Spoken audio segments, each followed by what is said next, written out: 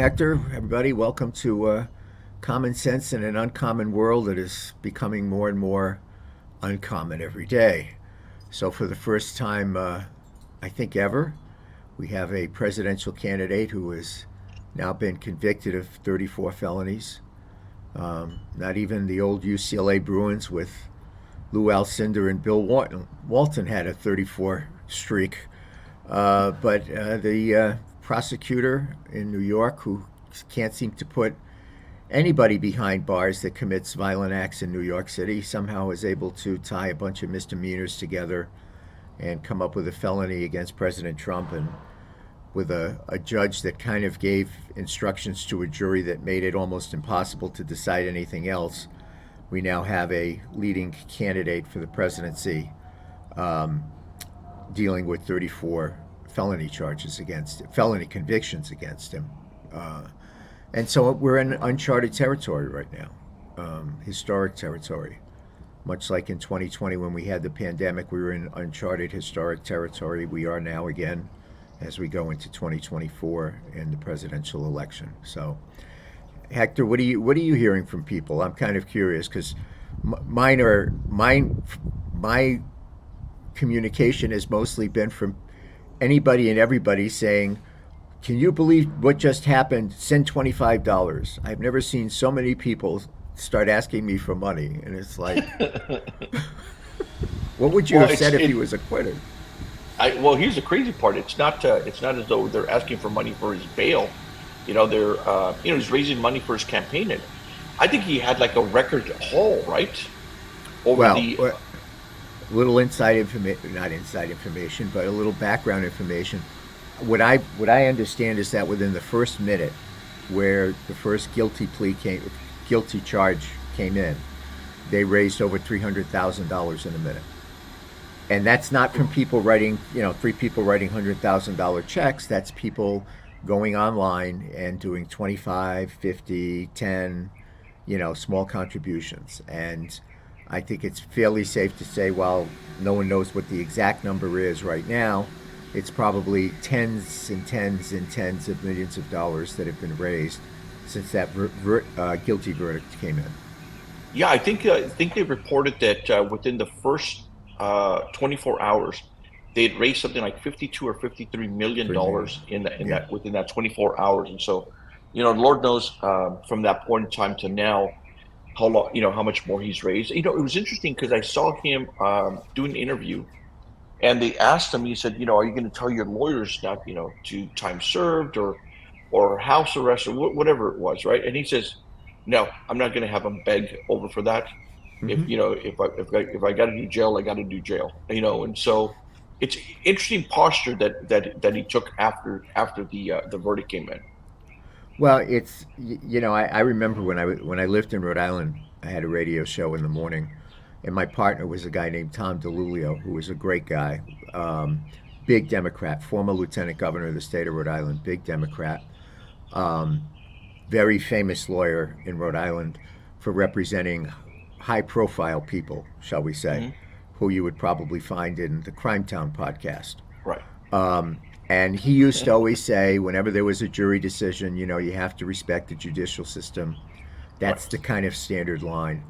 But Donald Trump doesn't go by whatever the standards or traditions are. He says whatever he wants, and that's what he did here again. And I think what's happened is, it really has solidified, I think, what people have seen about him. And, Brady objects to that. we have people working at our house here, and Brady likes to act like a guard dog. There you go. Oh boy. But I think what happens is people look at it and say, how did you end up with a felony with these particular charges? That's number one. Right. And then number two, when it comes time to sentence him, they pick 4 days before the Republican National Convention begins. And I think anybody in the judicial system would tell you, on a case like this, it usually takes about at least 2 months to come up with a sentence, because You have people that are going to weigh in one way or the other. You have interviews that have to be done. You have people that want to send in letters to support the individual. So it's certainly the timing of it leaves people looking at it. And what it does is it reinforces the narrative that this is a contrived effort to get him. And it really does add to that equation. And I thought it was incredibly stupid that the DA would try and push that 4 days before the national convention. I think all it did was galvanize the Trump people, and I think it took people that may not have been paying attention too much to this look at it and say, "Come on! I mean, everybody knows this is what this is now. 4 days before a national convention, you're going to sentence him." I think people see through it. I think Well, it was a stupid mistake. and in your earlier comment, where you asked, what am I hearing from folks? And it's interesting, even from my parents or family members, they're like, why are they doing this? This is all political. So he gave someone money to stay quiet, and that's how they're looking at it. It's they're like, oh, so he did something wrong in his an accounting, or someone put it in the wrong ledger, and so all of a Right. sudden he's going to get sent to jail. And so, you know, the messaging on here, which I've seen come out of the Republican National Committee along with the Trump folks, has been pretty clean. And it is, here you have a judge who has donated money to the Biden campaign. Here you have a judge whose daughter works for Democrats. Right. Here you have a DA who used to work for the Biden administration, now decides to become the DA, and then decides to bring up this charge. And in the 246-year history of the United States, no one has ever been brought up on these type of charges, let alone for a felony, Right. for a felony, let alone be convicted of it. Right. And so you've got all these different things working against you, in addition to what you talked about, the jury instructions. And so, and this is the weakest case that they've got of all the different cases. This is the one where, for the most part, everyone's like, okay, this is just political grandstanding. And you've got the DA going out there and still doing this political grandstanding. You've got Democrats going out there, and I don't know, it's like, pumping their chest, basically saying, hey, look, he hasn't been able to campaign. We've had him stuck over in New York. So he has, while he's going through this whole trial. And so you get all this stuff for what it is. It's like, you've got a campaign that is afraid of running against Donald Trump, who, because of the candidate that you've got right now, you've got someone who, for all intents and purposes, is weak on policy, has been weak on this, on the cost that we're paying here in the nation. And at the same time, you don't know where he's at. I mean, he doesn't know where he's. He doesn't know where he's at. Yeah, period. I mean, it's absurd. Yeah. I mean, and it's one of these things. It's like you take it for what it is, and I think for folks who are looking at it, it seems very very political. And the other thing, and this is the part that bothers me the most, is you've now just opened up Pandora's box. You want to get Trump. You want to do as much harm to him as possible, but you just opened up Pandora's box. Because moving forward, what prevents Republicans from doing the same? And what prevents the Republicans from, doing this to another Democrat, looking back to a Democrat and bringing up these charges, figuring out a place where you can go and bring cases, so, you can shop for a judge or shop for a district that is going to be more friendly to your cause. And I don't know, it seems absurd that we would be in this position. It really was a blow to the judicial system, number one, in my opinion. I mean, and what happened is you had personal behavior becomes a legal issue, becomes a political issue, and it just becomes such a reach that it does create the narrative, which we have talked about here on this podcast, and which actually Donald Trump led off with at his press conference the day after, which is, if they can do this to him, they can do this to you. And, you don't None of us have the same kind of spotlight, limelight that he does, that everybody's going to be looking. None of us have the kind of money that he has to be able to afford attorneys to protect him. None of us have the same kind of fundraising ability he has to raise money to make sure he's got the best defense possible. But if they can railroad someone like that, that is of his stature, there's nothing that says they can't do that to anybody else if they put their mind and their will to it. And they've clearly crossed the line on stuff. And the fact that the whole case is predicated on the word of Michael Cohen, is, I think, right there enough to raise the question about validity and credibility. I think, again, I think all of this, as crazy as it sounds, is the kind of thing that makes people who aren't paying attention on an everyday basis look and say, what happened? I mean, so supposedly he had an affair with a porn star, paid a guy a retainer to make sure that the story stayed quiet. Where's the news? Man bites dog. Where's the news? It's so I think people see through that, and I think they continue to see through. It's like the case in New York where they went after him because they said he overvalued his property. People. I'm going to sell my house to him. You don't think I'm going to try and get the most value for my property? And if the people buying see the value of whatever it is I'm asking for and they pay for it, there's no crime there. But yet they found one with him and his valuation of his property, and they assessed him a huge fine. There's no victim there. People are completely, totally aware. And I think people look at this and say, it's reached the point of silliness, in the sense of people just look at it and say it's all a targeting thing against him to try and prevent him from running, or prevent him from serving, or prevent him from getting elected. And honestly, it does none of those things. He still can run. He can still serve if he's elected. He still can have the Republican convention, Republican nomination. Even if they go as crazy as putting him under house arrest or putting him in jail, he could still run. So none of that impacts. And if you look at numbers, basically all it really does is take some people. It intensifies the Trump support, but it also takes people who are looking at it from just a cursory perspective and say, what are we spending our time doing this for? My question in all of this was, Alvin Bragg, you're going after Donald Trump. Cops are getting beat up by illegal aliens that are in New York City. You got people getting raped and robbed every single day in New York City. You got people getting carjacked in New York City. New York City's become a trash dump and a pit. Why can't you do something to clean up the city instead of going and doing this high-profile stuff? The answer is Alvin Bragg got elected with the mantra, I'm going to get Trump. His mantra should have been, I'm going to clean up New York City. But it wasn't. It was, I'm going to get Trump. Well, congratulations, you got him. Now what the hell are you going to do with him?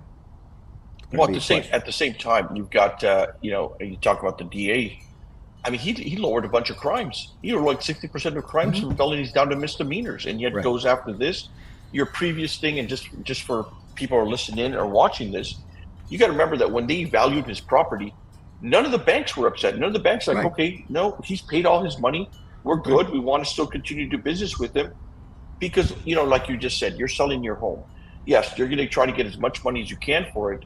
But the bank's going to come in with their appraiser and say, okay, we believe that it's worth X amount of money. And so, while you may try to value it maybe a little too high, someone tries to lowball you on that, you kind of end up your negotiations, but you still got an appraisal, as these banks have an appraisal.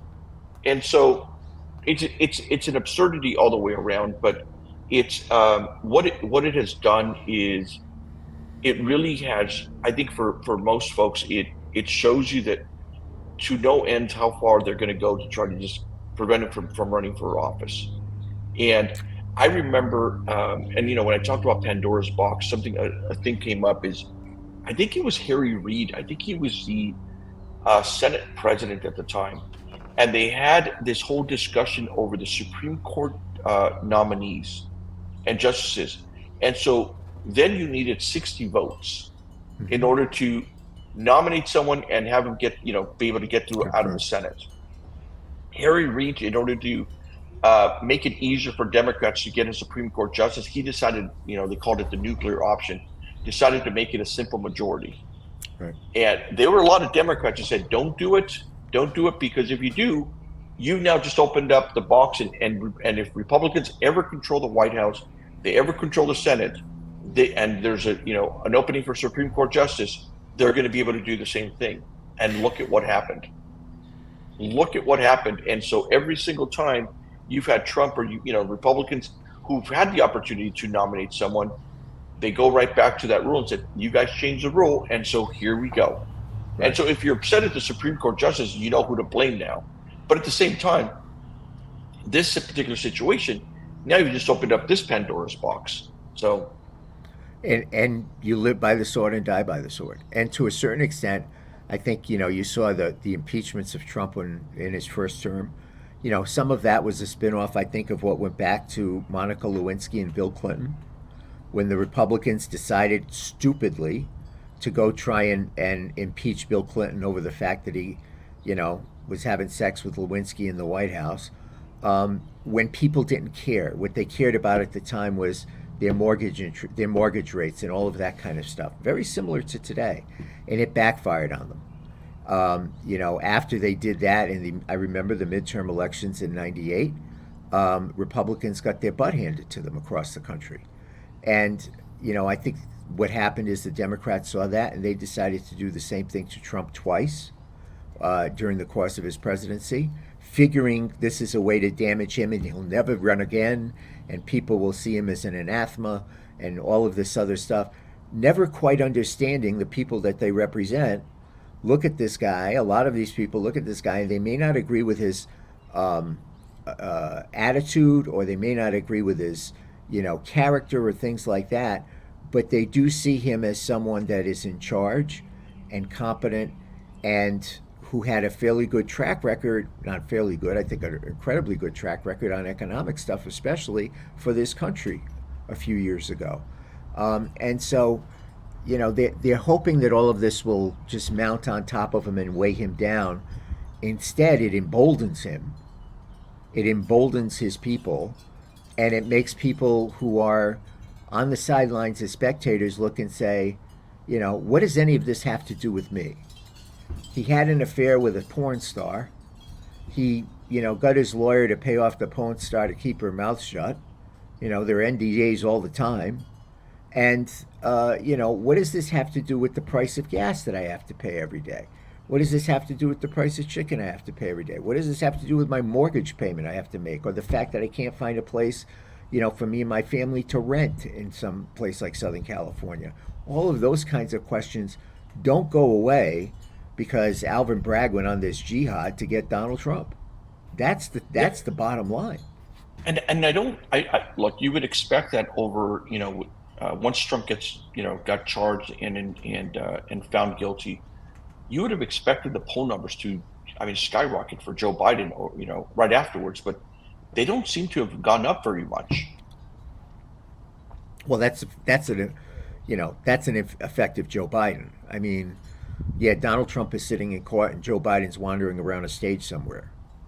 So, there's your two visuals. He's sitting, one is forced to sit in court and listen to all of this stuff, and the other one is wandering around a stage trying to figure out where he's at. And so, people look at that and it's not like they see an alternative that they feel comfortable with. And I don't think you're going to see any of it get any better for the president. I just think that that's what we have right now. And the more you put him out there, the more people are going to see.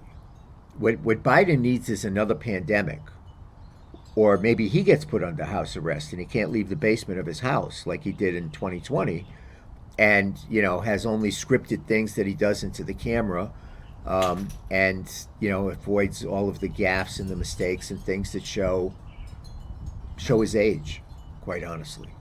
Well, don't they have a debate at the end of this month? June 27th Yeah. in Okay. Yeah. Atlanta. So we get that opportunity, but But that you could. remember though, that's going to be one, debate, but we've seen both of them. Right. I don't know, one drinks Powerade and the other drinks some other kind of cocktail, whether it's prune juice or whatever that gets them all fired up. And, so for 2 hours, you'll see two gladiators going at it, Yeah. it'll be interesting to watch. It'll be fun to watch, actually. But it's the everyday things that I think people are seeing that still impact them because it impacts their life, it impacts their psyche, it impacts their comfort level, their ability to feel that they can put food on the table for their family, a roof over their head for their family, be able to get around to go to work, all of that kind of stuff. They feel threatened by, or scared of not being able to do that because of the economy and the way it is today. Well, Mike, That's more than anything. going along those.